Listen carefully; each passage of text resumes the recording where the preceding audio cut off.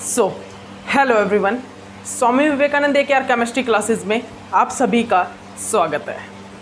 तो चलिए हम इस लेक्चर से स्टार्ट करने वाले हैं भाई। हम इस लेक्चर से स्टार्ट करने जा रहे हैं मास स्पेक्ट्रोस्कोपी के कुछ एक क्वेश्चन, कुछ एक इम्पोर्टेंट पॉइंट जहाँ से आपके सामने क्वेश्चन पुटअप हो सकते हैं। भाई देखिए, हम कुछ भी कहीं से भी मतलब कि मिस नहीं कर सकते। तो अब जो न्यू टाइप के मतलब कि अब यहाँ से ही क्वेश्चन पूछे जाते हैं, ठीक है। अब मास स्पेक्ट्रोस्कोपी के भी आपको क्वेश्चन पता होना चाहिए, यहाँ से भी क्वेश्चन आपके सामने पुटअप हो सकते हैं। और हमने की है मास स्पेक्ट्रोस्कोपी के बारे में आपको पता है और आप सभी को पता है भाई। अब जो क्वेश्चन है वो मास स्पेक्ट्रो से भी आ रहे हैं, रेशो के क्वेश्चन, ठीक है। रेशो दे देता है और स्पेक्ट्रा पूछता है आपसे, ठीक है। तो आपसे डिफरेंट टाइप के, तो मास स्पेक्ट्रो में भी आपको पता होना चाहिए, ठीक है। तो सबसे पहले तो आपको भाई पता हो मास स्पेक्ट्रोस्कोपी होती क्या है। आपको बेसिक पता है क्या मास स्पेक्ट्रोस्कोपी का? मास स्पेक्ट्रोस्कोपी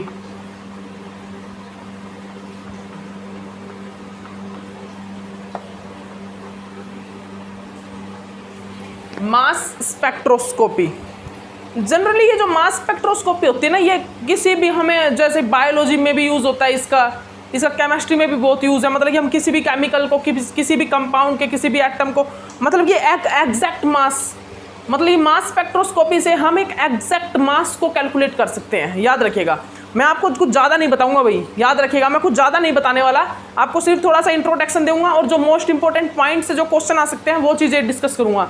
अगर मैं यहाँ पे आप जब यूनिट कराऊंगा उस टाइम में एक एक पॉइंट मैं डिस्कस कर लूँगा आपके साथ, कोई प्रॉब्लम नहीं है। लेकिन यहाँ पे मैं आपके सामने सब कुछ डिटेल में नहीं डिस्कस करूँगा, आपको क्वेश्चन से असाइनमेंट के टाइप से कराऊंगा जैसे NMR कराया था, ठीक है। तो याद रखिएगा मास स्पेक्ट्रोस्कोपी किस चीज़ में यूज होता है भाई?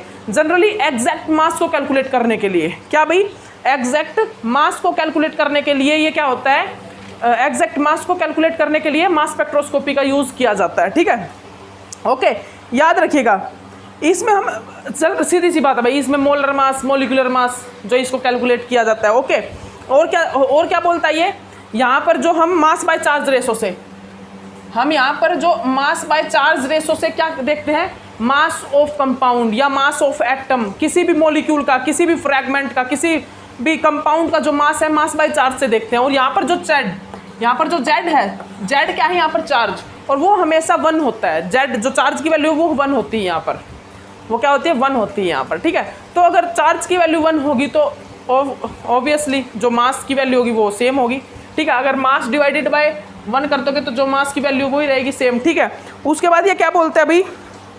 बस यही, उसके बाद कुछ नहीं बोलता। ये एक पॉइंट है कि जब हम मास स्पेक्ट्रा जो होता है ना, मास स्पेक्ट्रोस्कोपी का जो इंस्ट्रूमेंट होता है उसमें हम सॉलिड, लिक्विड, गैस किसी चीज़ को भी यूज़ कर सकते हैं। लेकिन जैसे ही हमारा जैसे ही जो हमारा कंपाउंड होगा या जिस चीज़ का हम सैंपल ले रहे हैं, मतलब जो सैंपल ले रहे हैं उस सैंपल को जैसे ही हम मास स्पेक्ट्रो इंस्ट्रूमेंट में डालेंगे तो जैसे ही वो एंट्री करेगा ना, हम ले तो सकते हैं किसी भी रूप में सैंपल, मतलब किसी भी फॉर्म में, सॉलिड, लिक्विड, गैस, ठीक है, किसी भी फॉर्म में ले सकते हैं। लेकिन जैसे ही मास स्पेक्ट्रो इंस्ट्रूमेंट में डालते हैं वो वेपोराइज हो जाता है, वो वेपर की फॉर्म में चेंज हो जाता है, आयोनिक फॉर्म में वेपोराइज हो जाता है। और वेपोराइज होकर फिर वो आयोनाइजेशन हो जाता है उसका, ठीक है। क्या होता है उसका? आयोनाइजेशन हो जाता है। याद रखिएगा इस पॉइंट को। मैं आपको स्ट्रक्चर वगैरह ये नहीं बनाने वाला भाई, इसके स्ट्रक्चर वगैरह आप सोचते हो भाई स्ट्रक्चर बनाऊंगा, ये कुछ नहीं बनाऊंगा मैं आपको। जो मास स्पेक्ट्रोस्कोपी की जो इंपॉर्टेंट पॉइंट है वो करवाने वाला हूँ यहाँ पर, वो आपके साथ डिस्कस करूँगा, ठीक है ना। ओके, उसके बाद क्या पॉइंट बता रहा है? उसके बाद ये बता रहा है, बस ये देख लीजिए आप, ये देख लीजिए आप, मैं आपको बता देता हूँ, एक पॉइंट बता रहा हूँ आपको। इस पॉइंट पे क्या है भाई? इस पॉइंट पे क्या है? इस पॉइंट में आप सुन लीजिएगा ध्यान से। मास स्पेक्ट्रो में क्या होता है? जनरली एक सैंपल होता है इनलेट। सैंपल मतलब कि हम सैंपल इनलेट का मतलब समझते हो ना। जैसे कि मान लीजिए यहाँ से हमने ये सैंपल इनलेट है, ठीक है। यहाँ पर मास स्पेक्ट्रोस्कोपी के डिफरेंट पार्ट है, आयन सोर्स, मास एनालाइजर, डिटेक्टर। जैसे कि यहाँ पर मान लीजिए क्या है? सैंपल इनलेट है, सैंपल इनलेट है, SAMPLE, ठीक है, सैंपल इनलेट। उसके बाद यहाँ पर क्या है भाई? आयन सोर्स है, आयन सोर्स है, ठीक है, ये आयन सोर्स है। उसके बाद वाला पार्ट क्या आता है? मास एनालाइजर वाला पार्ट आता है। फिर जो पार्ट आता है वो डिटेक्टर आता है, डिटेक्टर। और जो डिटेक्टर के बाद जो पार्ट आता है वो आता है डाटा, फिर हमें डाटा मिलता है, ठीक है। तो एक चीज़ और मैं बता देता हूँ, जो सैंपल इनलेट, जैसे ही मैं सैंपल अंदर डालता हूँ इंस्ट्रूमेंट के, तो जो सैंपल इनलेट वाला जो सैंपल है ना, जब अंदर डालने के बाद, जब सैंपल को मैंने अंदर डाला तो वहाँ का एटमॉस्फेरिक प्रेशर, मतलब जो एटमॉस्फेयर जो प्रेशर होता है, एटमॉस्फेरिक प्रेशर, और आउटर पार्ट का एटमॉस्फेरिक प्रेशर वो डिफरेंट होता है, याद रखिएगा भाई। आउटर पार्ट में जो एटमॉस्फेरिक प्रेशर होता है वो कितना होता है, माइक्रो Hg, और जैसे ही इनलेट अंदर जाता है वैसे हो जाता है माइक्रो, ठीक है, म्यू Hg होता है, और जैसे अंदर जाता है वो माइक्रो Hg में, ठीक है, कन्वर्ट हो जाता है। ओके, याद रखिएगा, ठीक है ना, इसमें चेंज हो जाता है, ठीक है। उसके बाद क्या है भाई, उसके बाद हमारा सेकंड पार्ट क्या है, सेकंड पार्ट है मेरा वेपोराइजेशन। और ये वेपोराइजेशन कब होता है, जैसे ही मैंने सैंपल को डाला इनलेट, मतलब सैंपल इनलेट में एटमॉस्फेरिक प्रेशर चेंज होगा, मतलब डिफरेंट होगा। बस आपको बेसिक सी थ्योरी से बता रहा हूँ, आपको थ्योरी बता रहा हूँ क्योंकि क्वेश्चन पुटअप हो सकते हैं। ओके, तो सैंपल इनलेट मैंने जैसे ही डाला तो बाहर का प्रेशर और अंदर का प्रेशर डिफरेंट होता है। कैसे, बाहर का तो होता है क्या, म्यू Hg, और अंदर जाते ही हो जाता है m माइक्रो म्यू में Hg, ठीक है। उसके बाद आयन सोर्स में क्या होता है, आयन सोर्स में जैसे ही हमारा सैंपल एंटर करता है वैसे वो वेपोराइज हो जाता है। क्या होता है, वेपोराइज हो जाता है, ठीक है, वेपोराइज, सैंपल का वेपोराइजेशन हो जाता है। फिर उसके बाद क्या होता है, सैंपल का जो वेपोराइज सैंपल होता है ना, वेपोराइज सैंपल, उसमें हमारी एक मेटल फिलामेंट होती है, और उस मेटल फिलामेंट को हम 1000 डिग्री सेल्सियस पर हीट करते हैं। फिर वो क्या करती है, वो इलेक्ट्रॉन की बीम निकालती है अपने अंदर से। जो मेटल फिलामेंट होती है उसको हम 1000 डिग्री सेल्सियस पर हीट करेंगे तो वो इलेक्ट्रॉन बीम रिड्यूस करेगी, और वो इलेक्ट्रॉन बीम सैंपल के साथ जाके इंटरेक्ट करेंगी। जैसे ही वो उसके साथ इंटरेक्ट करेंगी, मतलब कि वो डायरेक्ट जाती किस पे, एनोड पे जाती है, ऊपर से आती है और एनोड से इंटरेक्ट करती है, डायरेक्ट जाके एनोड से इंटरेक्ट करती है। लेकिन बीच में सैंपल भी आ जाता है, और सैंपल के साथ इंटरेक्ट करके हमारा जो सैंपल होता है उसको वेपोराइज कर देती है, उसको जो वेपोराइज सैंपल होता है उसको आयनाइज कर देती है, उसको कन्वर्ट कर देती है किस चीज़ में, आयन में। सुन लीजिए ध्यान से, उसको किस चीज़ में कन्वर्ट कर देते हैं, उसको आयन में कन्वर्ट कर देते हैं, ठीक है। ये होता है आयन सोर्स, ये क्या होता है, आयन सोर्स। उसके बाद हमारा जो आयन सोर्स होता है वो फिर किस में जाता है, आयन सोर्स हो गया sample inlet, then ion source कैसे बना, जब इलेक्ट्रॉन बीम मतलब जो हमारी इलेक्ट्रॉन बीम थी उसका अट्रैक्शन हुआ या इंट्रैक्शन हुआ वेपर के साथ, वेपोराइजेशन सैंपल के साथ। उसके बाद आया मास एनालाइजर में जनरली क्या होता है, हमारा जो भी सैंपल होता है, जो भी आयंस होते हैं वो मास एनालाइजर में जाते हैं। मास एनालाइजर में जनरली मैग्नेट होते हैं, मैग्नेट। और वो मैग्नेट क्या करता है, different mass by charge ratio उनका वो मैग्नेटिक सोर्स, मतलब कि जो मास एनालाइजर क्या करता है, मास एनालाइजर में जनरली एक मैग्नेट होता है जो कि क्या करता है, उनके मास बाय चार्ज रेशो को चेक करके, भाई इसका मास बाय चार्ज रेशो ये है, तो उनको डिफ्रेंशिएट करता है। मतलब डिफरेंट मास के, मतलब कि आयन होंगे हमारे पास, फ्रैगमेंट होंगे, तो उनके मास बाय चार्ज रेशो को चेक करके और उनको डिफ्रेंशिएट करेगा कौन, मास एनालाइजर। उसके बाद आता है डिटेक्टर, फिर देन आता है फिर डिटेक्टर क्या करता है, उन जो आयन है, जो फ्रैगमेंट है, उनको डिटेक्ट करता है, और फिर हमें डाटा मिलता है। फिर हमें क्या मिलता है, एक डाटा मिलता है। डिटेक्टर क्या करता है, मास एनालाइजर क्या करता है, मास बाय चार्ज रेशो को चेक करके ये बताता है भाई इस मॉलिक्यूल, इस आयन का मास बाय चार्ज रेशो ये है। देन वो फिर जो मास बाय चार्ज रेशो वाले फ्रैगमेंट है वो डिटेक्टर के पास जाते हैं। डिटेक्टर डिटेक्ट करके और एक डाटा दे देता है हमें, एक स्पेक्ट्रा दे देता है, ठीक है। वो स्पेक्ट्रा इस प्रकार आता है, वो स्पेक्ट्रा हमारा इस प्रकार आता है, ठीक है, याद रखिएगा, मास बाय चार्ज रेशो का, ठीक है ना। ये परसेंटेज अबंडेंस, रिलेटिव अबंडेंस होती है, ये मास बाय चार्ज रेशो होता है, ठीक है, इस साइड। ओके भाई, मैं देखिए, मैं आपको पहले बता रहा हूँ, मैं सिर्फ आपको यहाँ पर बेसिक करवा रहा हूँ, मैं यहाँ पर थोड़ा आपको बेसिक करवा रहा हूँ, जहाँ से आपका क्लियर हो जाएगा। अब क्वेश्चन आएंगे आगे, बहुत अच्छे मास स्पेक्ट्रोस्कोपी के बहुत अच्छे आपके सामने क्वेश्चन आएंगे, वो करने में आपको मजा आने वाला है, ठीक है ना। ओके, तो मैं आपको, अगर आप ये सोचो कि मैं डायग्राम बनाऊंगा मास स्पेक्ट्रो का, ये कुछ भी नहीं करने वाला मैं यहाँ पर सिर्फ मैं आपको थोड़ा बेसिक करवा के और बेसिक करा के सीधा आपके क्वेश्चंस पे आ जाएंगे, डायरेक्ट आपके क्वेश्चन सॉल्व आउट करना स्टार्ट कर देंगे, ठीक है ना। ओके, तो ये भी मैं आपको करवा चुका हूँ भाई। अब यहाँ पे क्वेश्चन बनता है ना, जो क्वेश्चन, वो क्वेश्चन क्या बनता है कि यहाँ पर जब मैंने 1000 डिग्री सेल्सियस पर मेटल फिलामेंट को जब हीट किया तो वहाँ से इलेक्ट्रॉन बीम निकले।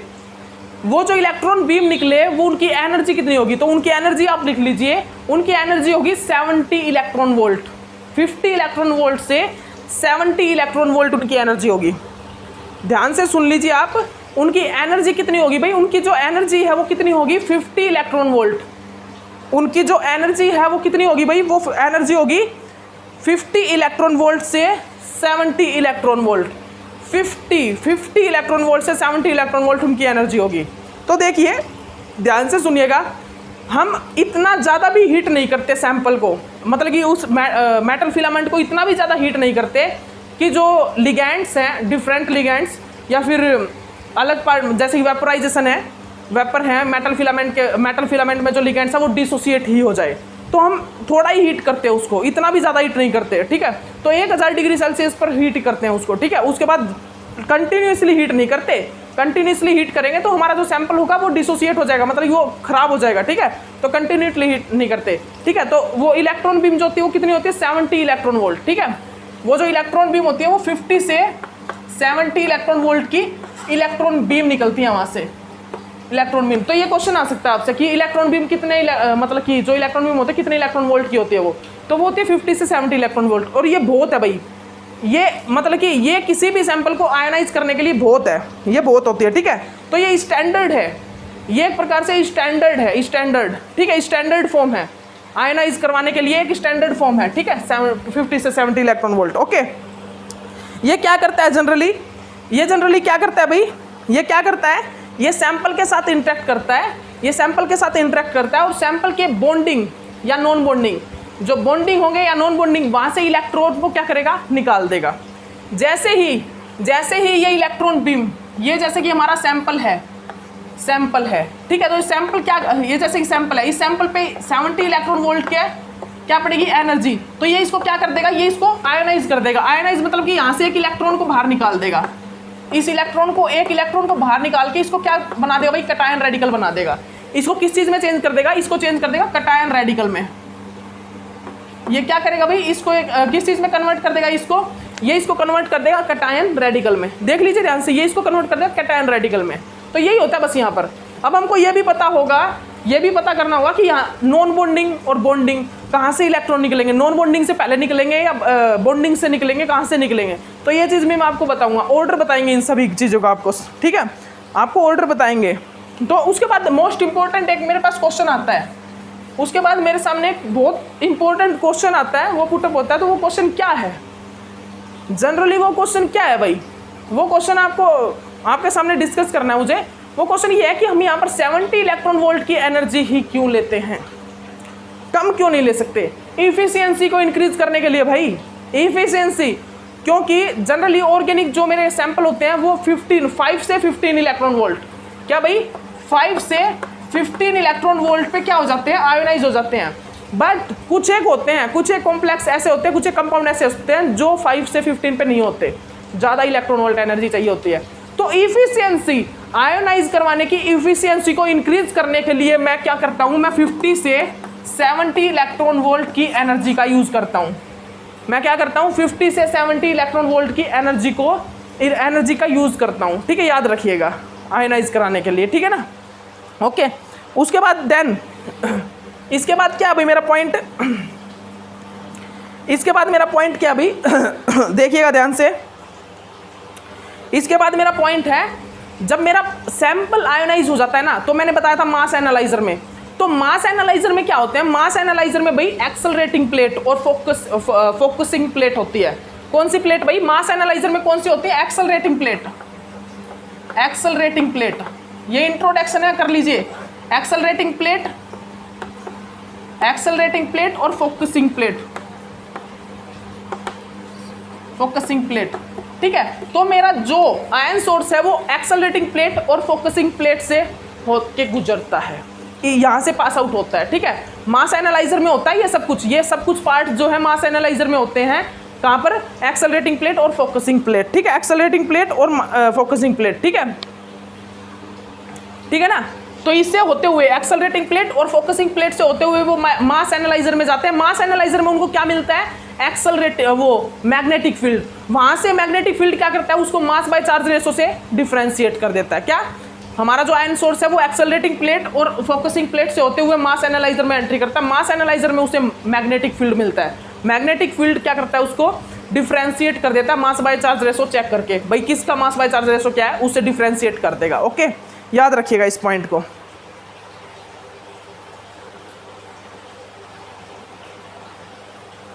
ठीक है भाई, ओके। फिर उसके बाद ये सैंपल जो होता है क्या होता है, तो भाई उसके बाद जो हम इस सैंपल का मेथड को बताएं, ये मेथड क्या है भाई? जनरली अगर मैं इस मेथड को डिस्कस करूं कि ये जो मेथड है, ये मेथड क्या है, तो इस मेथड का नाम लिख लीजिए। इस मेथड का नाम है इलेक्ट्रॉन आयोनाइजेशन मेथड। अगर ये सैंपल को जो आयोनाइज करने वाला जो मेथड है ना, ये सैंपल को अगर हम यहाँ पर क्या कर रहे हैं, सैंपल को आयोनाइज कर रहे हैं ना, तो ये मेथड कौन सा है भाई? इस मेथड को मैं नाम देता हूं electron ionisation method. Electron ionisation method.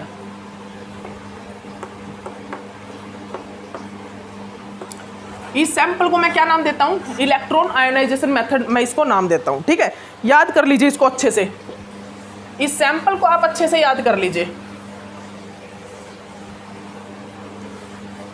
ठीक है ना भाई?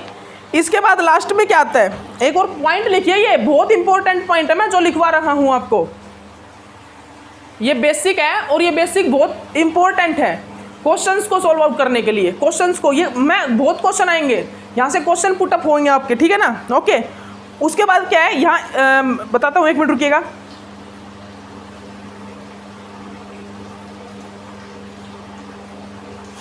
उसके बाद ये क्या बोल रहा है, ये इसका ये पॉइंट क्या है, ये पॉइंट बोल रहा है हमें कि जो ये मॉलिक्यूल, जो ये मेटल फिलामेंट से जो इलेक्ट्रॉन वोल्ट की जो एनर्जी निकल रही है, वो इतनी ज़्यादा होती है, वो इतनी ज़्यादा होती है कि वो मॉलिक्यूल से इलेक्ट्रॉन तो निकालती है, उसके साथ साथ मॉलिक्यूल के बॉन्ड को ब्रेक भी कर देती है। कि यहाँ से जैसे कि उसने इससे यहाँ से इलेक्ट्रॉन निकाला है ना, इलेक्ट्रॉन निकाला एक, और इसको क्या किया, आयोनाइज, कटायन रेडिकल की फॉर्मेशन हुई है यहाँ पर। ठीक है, इसके साथ साथ क्या होता है यहाँ पर कुछ एक कंडीशन में क्या होता है कि बॉन्ड भी ब्रेक हो जाता है, ये बॉन्ड भी ब्रेक हो जाएगा। कुछ एक कंडीशन में आ जाता है कि क्या होता है, ये बॉन्ड भी ब्रेक हो जाता है। क्या होता है भी, बॉन्ड भी ब्रेक हो जाता है, ये वाला बॉन्ड, ये बॉन्ड भी ब्रेक हो जाता है। ठीक है, कुछ एक कंडीशन में नहीं होता ही ऐसे है, फ्रैगमेंट बनेंगे डिफरेंट टाइप के, मैं दिखाऊंगा आपको। अभी तो ये शुरुआत है मास स्पेक्ट्रोस्कोपी की। ठीक है, ये शुरुआत है, तो टेंशन मत लीजिए, ये शुरुआत है मास स्पेक्ट्रोस्कोपी की। क्वेश्चन आएंगे आपके सामने, अभी बहुत अच्छे क्वेश्चन आने वाले हैं आपके सामने। ठीक है, तो यहाँ पर क्या होता है अभी, यहाँ पर क्या होता है, एनर्जी इतनी ज़्यादा होती है कि वो इलेक्ट्रॉन तो निकालती है और उसके साथ साथ क्या करती है, बॉन्ड भी ब्रेक कर देती है। ठीक है, और क्या बनाती है, मॉलिक्यूल के फ्रैगमेंट बना देती है। ठीक है, एनर्जी इतनी ज़्यादा होती है कि मॉलिक्यूल से इलेक्ट्रॉन तो निकालती है और उसके साथ फ्रैगमेंट बॉन्ड ब्रेक करके फ्रैगमेंट की फॉर्मेशन भी कर देती है। ठीक है, ओके, तो इस पॉइंट को अच्छे से याद कर लीजिए आप। ठीक है, उसके बाद क्या है भाई, ठीक है भाई, ठीक है, तो जब इतनी ज़्यादा एनर्जी होगी कि वो मॉलिक्यूल से इलेक्ट्रॉन निकालेगी, कटायन आयन रेडिकल को बनाएगी। ठीक है, कटायन रेडिकल को बनाएगी, उसके साथ फ्रैगमेंट, मॉलिक्यूल के कुछ फ्रैगमेंट बनेंगे, तो वहाँ पर क्या होगा, स्पेक्ट्रोमीटर, जो मास स्पेक्ट्रोमीटर होगा, उसमें जो डिटेक्टर है ना, डिटेक्टर जो डाटा देगा, वो डाटा मॉलिक्यूल, कटायन रेडिकल का तो देगा, मॉलिक्यूल के फ्रैगमेंट का भी डाटा आएगा, उसके भी स्पेक्ट्रा में लाइन आएंगी। ठीक है, फ्रैगमेंट की भी लाइन आएंगी। ठीक है, ओके, उसके बाद ये बोल रहा है जो हमारी एक्सेलरेटिंग प्लेट, उसके बाद ये कौन से बोल रहा है भाई, 6th पॉइंट क्या है मेरा, एक्सेलरेटिंग प्लेट। ठीक है, एक्सेलरेटिंग प्लेट को समझिए। अब ये एक्सेलरेटिंग प्लेट से भाई इंपॉर्टेंट पॉइंट आ जाते हैं। अब यहाँ से क्या होगा, मेरे इंपॉर्टेंट कुछ एक पॉइंट आ जाएंगे, मेरे इंपॉर्टेंट कुछ पॉइंट आ जाएंगे। देखिए, जिन्होंने मास स्पेक्ट्रोस्कोपी की हुई है ना, उनको ये चीज़ें पता होगा, स्ट्रक्चर वगैरह। मैं सिर्फ आपको वो रिवाइज करवा रहा हूँ, मैं आपको सिर्फ रिवाइज करवा रहा हूँ कि मास स्पेक्ट्रोस्कोपी में आखिरकार क्या होता है। सिर्फ ये चीज़ें रिवाइज करवा रहा हूँ, बोर्ड पे मैं ज़्यादा लिखवा नहीं रहा अभी। क्यों? क्योंकि ये रिवीजन चल रहा है, ये रिवीजन चल रहा है अभी बैच सेकंड के लिए, जिन्होंने मास स्पेक्ट्रो किया हुआ है। ठीक है, उनके लिए एक रिवीजन चल रहा है मास स्पेक्ट्रोस्कोपी का, जहाँ से हम क्या करेंगे, क्वेश्चंस को सोल्व आउट करना स्टार्ट करेंगे। और यहाँ एक्सेलरेटिंग प्लेट से ही हमारा क्वेश्चन सोल्व आउट होना स्टार्ट होगा। यहाँ पे एक फॉर्मूला बनेगा बहुत गजब का।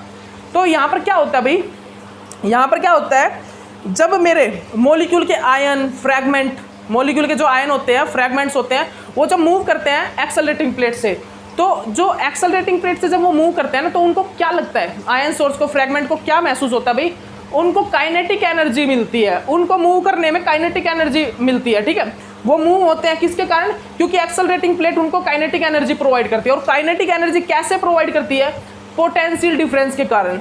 ये भाई प्लेट होती है इस प्रकार, और यहाँ पर क्या होता है, पॉजिटिव और नेगेटिव साइन होता है। यहाँ पर इस प्रकार पॉजिटिव नेगेटिव साइन होता है, जिसके कारण यहाँ पर पोटेंशियल डिफरेंस के कारण क्या मिलती है भाई, काइनेटिक एनर्जी प्रोवाइड होती है। ठीक है, एक्सेलरेटिंग प्लेट में।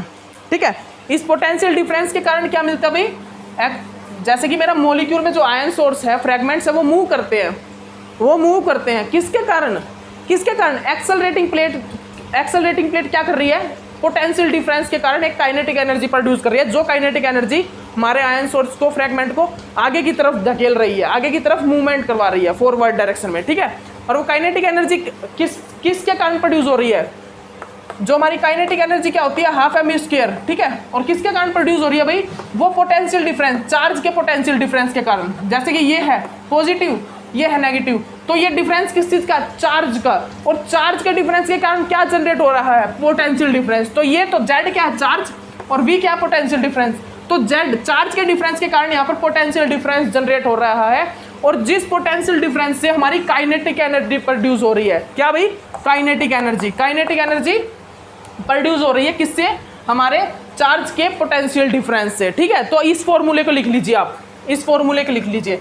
और यहाँ से अगर मैं मास बाय चार्ज रेशियो का एक फॉर्मूला जनरेट करूँ यहाँ से, तो यहाँ पे भाई बताइए, ये पोटेंशियल है, ये पोटेंशियल डिफरेंस, ये चार्ज है, ये वेलोसिटी है, ये मास है, याद रखिएगा, ये मास, ये वेलोसिटी, ठीक है, ये चार्ज और ये पोटेंशियल डिफरेंस, ठीक है, ओके।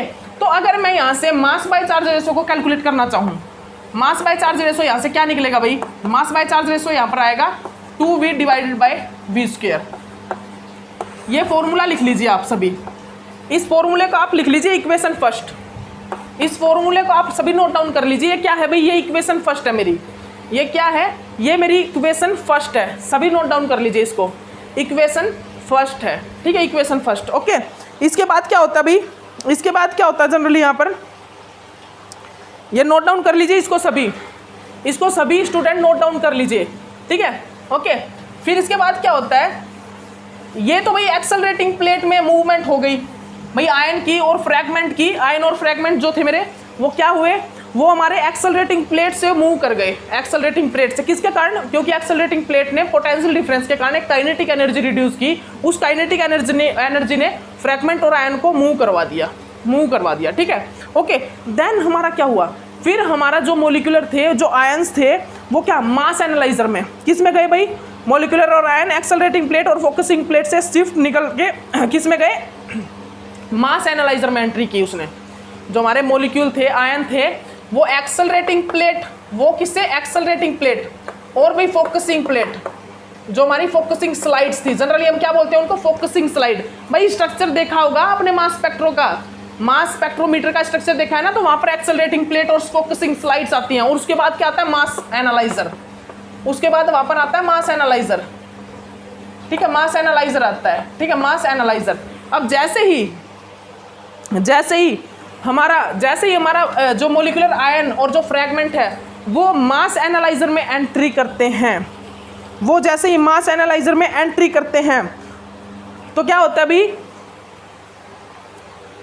मास एनालाइजर में एंट्री करते हैं तो भाई वहां पर उनको डिफरेंट टाइप का बिहेवियर, इन्वायरमेंट मिलता है, टू टाइप से वो मास एनालाइजर में टू टाइप से मतलब कि एंट्री करते हैं, टू टाइप से, किस टाइप से भाई, मास एनालाइजर में उनको जो मैग्नेटिक बिहेवियर है ना, वो किस टाइप से मतलब बिहेवियर उनको इन्वायरमेंट जो मिलता है, या जो हमारे मोलिकुलर आयन है और जो हमारे फ्रैगमेंट्स हैं वो टू टाइप से इन्वॉल्व होते हैं, किसके अंदर, मास एनालाइजर में। किस टाइप से, हम किस टाइप की स्टडी करेंगे भाई, मास सेक्टर मैग्नेटिक सेक्टर मास एनालाइजर। तो हम किस की बात करेंगे भाई, ठीक है ना, तो सबसे पहला जो होगा वो कैसा होगा, मैग्नेटिक सेक्टर मास एनालाइजर, मैग्नेटिक सेक्टर मास एनालाइजर। तो सबसे पहला क्या होगा भाई, मैग्नेटिक सेक्टर मास एनालाइजर, ध्यान से देख लीजिए, मैग्नेटिक सेक्टर मास एनालाइजर, ठीक है, सुन लीजिए ध्यान से। तो किस टाइप से एंट्री करेंगे भाई हमारे मोलिकुलर आयन, मैग्नेटिक सेक्टर मास एनालाइजर, और टाइम ऑफ शिफ्ट क्या होता है भाई, टाइम ऑफ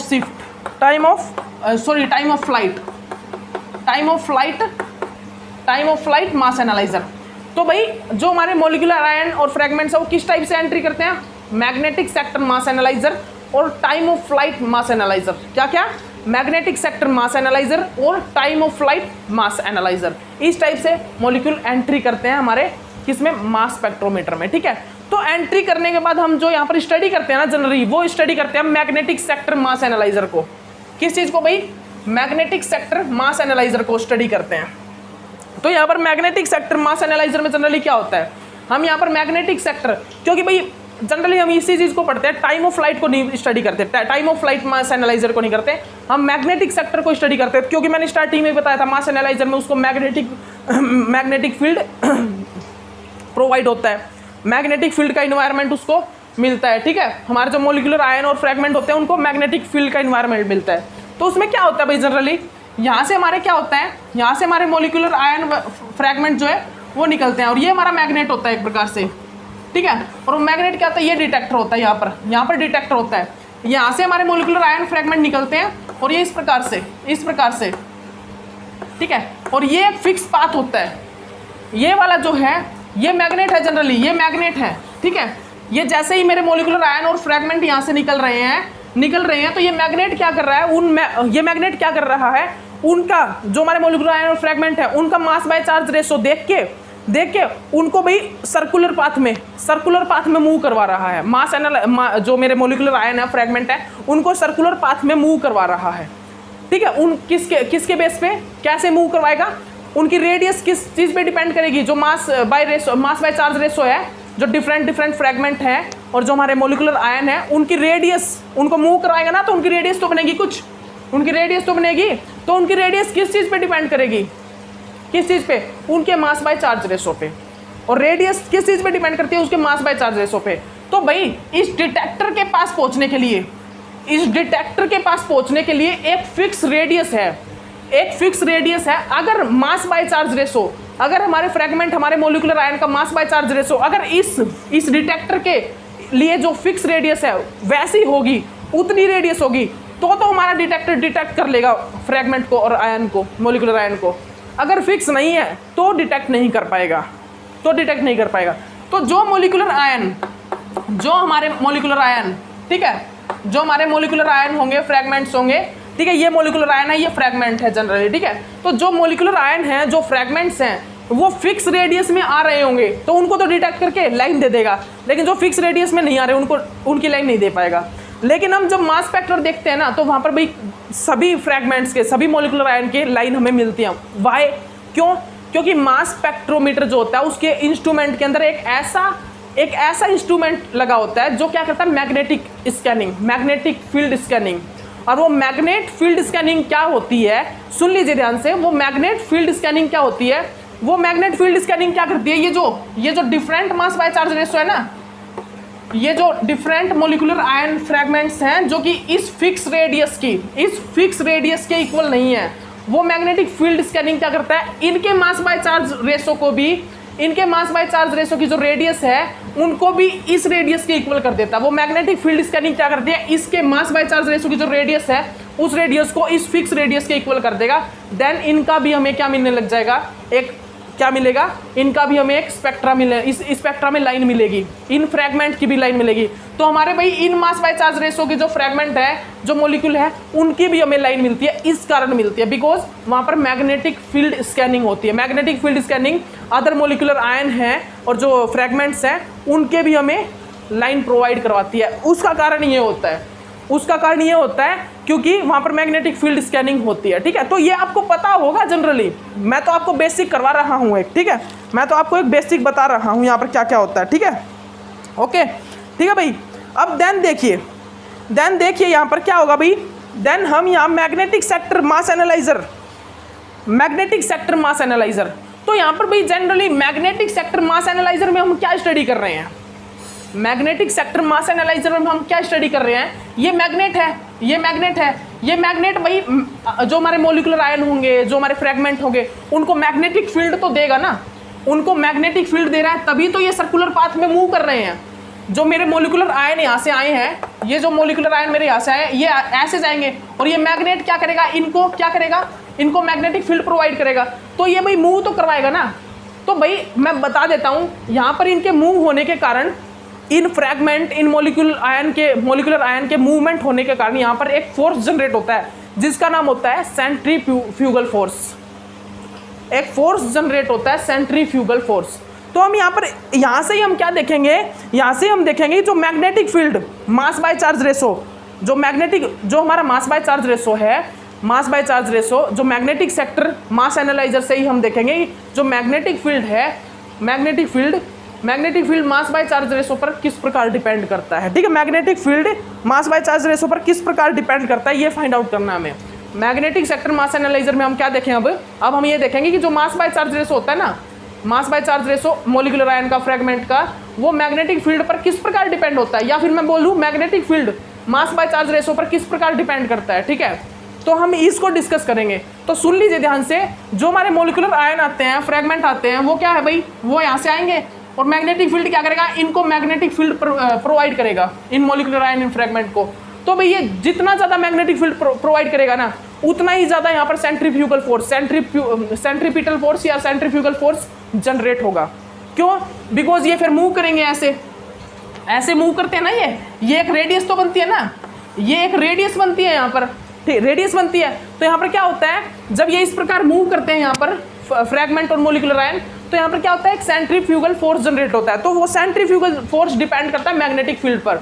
जितना ज़्यादा मैग्नेटिक फील्ड होगा उतना ज़्यादा हमारा क्या होगा भाई, उतना ही ज़्यादा हमारा क्या होगा, सेंट्रीफ्यूगल फोर्स होगा। जितना ज़्यादा मैग्नेटिक फील्ड उतना ज़्यादा सेंट्रीफ्यूगल फोर्स जनरेट होगा। क्या? सेंट्रीफ्यूगल फोर्स जनरेट होगा। जितना ज़्यादा क्या होगा भाई हमारा, जितना ज़्यादा हमारा मैग्नेटिक फील्ड उतना ज़्यादा सेंट्रीपिटल फोर्स। तो सेंट्रीफ्यूगल फोर्स, सेंट्रीपिटल फोर्स जो है वो मैग्नेटिक फील्ड पर डिपेंड करता है। ठीक है भाई, ओके, तो इतना हो गया हमारा, ठीक है ना भाई। तो देखिए मैंने बेसिक आपको करवा दिया है, मैंने आपको बहुत सा बेसिक आपको करवा दिया है, बस यही था बेसिक, यही था। अब आपके क्वेश्चन स्टार्ट होंगे, अब आपके वो फॉर्मूले स्टार्ट होंगे जहाँ से आपके क्वेश्चन सोल्व आउट होंगे, जहाँ से आपके क्वेश्चन सोल्व आउट होने स्टार्ट होंगे, वो फॉर्मूले स्टार्ट होने वाले अब। ठीक है, तो नेक्स्ट लेक्चर में आपको वो फॉर्मूले भी स्टार्ट करवाते हैं सेंट्रीपिटल फोर्स से, वो जो मास बाय चार्ज रेशो को किस प्रकार मतलब कि फाइंड आउट कर सकते हैं हम फॉर्मूले से, रेडियस किस प्रकार मतलब डायरेक्टली प्रोपोर्शनल होती है मास बाय चार्ज रेशो को, सब पता लगेगा नेक्स्ट लेक्चर में। ओके, तो चलिए नेक्स्ट लेक्चर की वेट कीजिए। Okay, bye.